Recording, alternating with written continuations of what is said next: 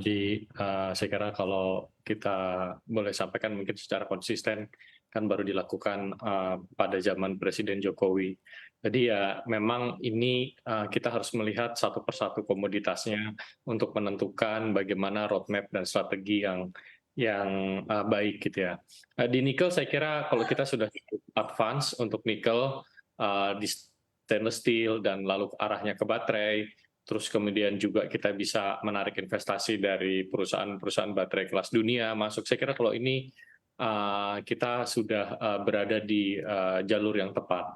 Memang kita perlu nanti menyelesaikan terkait dengan roadmap untuk bauksit dan juga untuk tembaga ya. Saya sudah banyak diskusi untuk yang bauksit. Saya kira memang arahnya ini harus sampai di aluminium. Nah, karena bauksit ini proses smelting dan refiningnya menjadi aluminium ini membutuhkan energi yang cukup besar, maka strateginya kita harus bisa menggabungkan ini nanti dengan renewable energy yang kita miliki. Jadi ini kenapa kemudian kita mendorong pembangunan smelter yang ada di Kaltara gitu, karena nanti kita bisa gunakan hydropower yang ada ya untuk mempower smelter ini. Sehingga apa? Sehingga emission footprint dari aluminium yang kita produksi itu akan sangat rendah. Dan ini akan menjadi kompetitif dan sangat premium nanti harganya di pasar ya. Karena kita ke depannya juga harus melihat bahwa untuk market-market di negara maju tentunya ini akan membutuhkan produk-produk yang carbon footprint-nya akan lebih rendah gitu. Tapi di samping itu kalau kita lihat hilirisasi yang lebih dalamnya lagi aluminium ini, saya kira kalau kita lihat penggunaannya untuk otomotif ya, terus kemudian untuk renewable energy power plant gitu ya, ini sangat besar ya. Kita sudah menjalin ada kerjasama dengan salah satu pabrikan otomotif dunia untuk menjadi off-taker ya dari aluminium yang diproduksi di Kaltara Mhm. gitu. Jadi ini saya kira kalau bauksit kita sudah mulai ya mendapatkan traction dari interest dari investor-investor global yang berada di sisi hilirnya gitu. Untuk tembaga memang saya kira kita menunggu nanti dari smelter yang ada di Gresik dan smelter yang ada di Sumbawa ya untuk bisa berproduksi ya. Kalau itu nanti copper cathode-nya sudah selesai, saya kira nanti kita bisa menarik hilirnya juga sama tadi seperti bauksit. Karena kalau tembaga ini kan justru wiring ya, ini kan untuk wiring kabel gitu ya.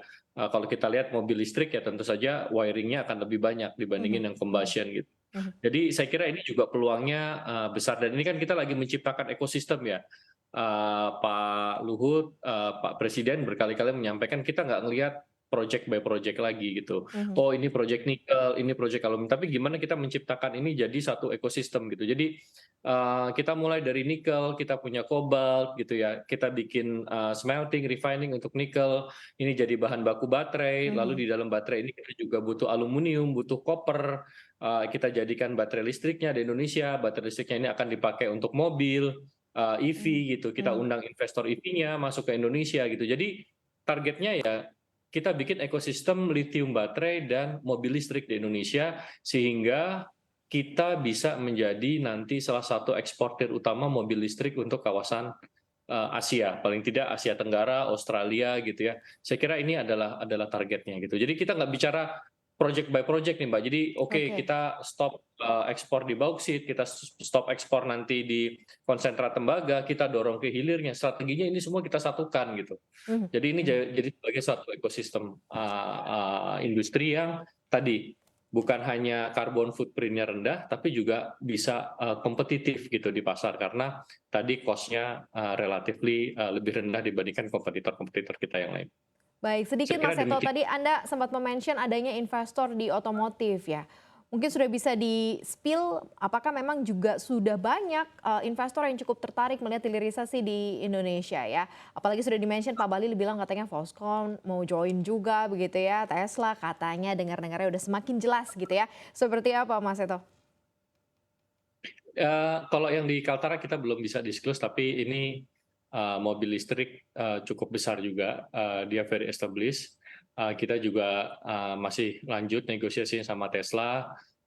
Kita juga lagi penjajakan dengan BYD untuk mereka juga investasi di Indonesia.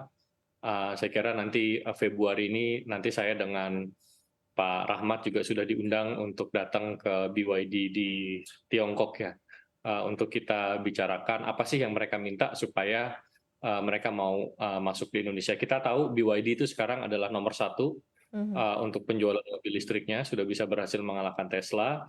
Jadi saya kira ya ini juga satu target utama kita. Mungkin Mas Ito juga mengambil banyak yang menjadi catatan juga ya, melengkapi juga bahwa ekosistem itu penting, roadmap itu penting, dan kita melihat ada penetapan untuk larangan ekspor di bulan Juni ini 2023 yang hitungannya hanya bulan, tembaga juga akan di stop.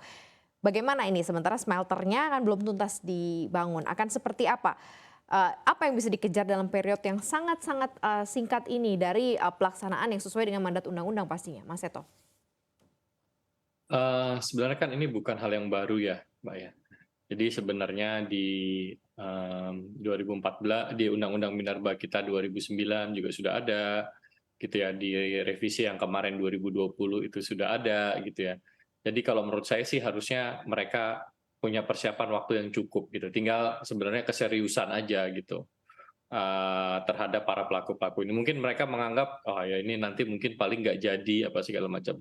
Ya salah gitu. Saya kira pemerintahannya Presiden sekarang kita konsisten untuk melihat bahwa hilirisasi ini adalah penting. Jadi ya kita perlu lakukan gitu. Dan tadi yang kemarin juga Bapak Presiden sampaikan konsistensi itu salah satu kunci keberhasilannya gitu.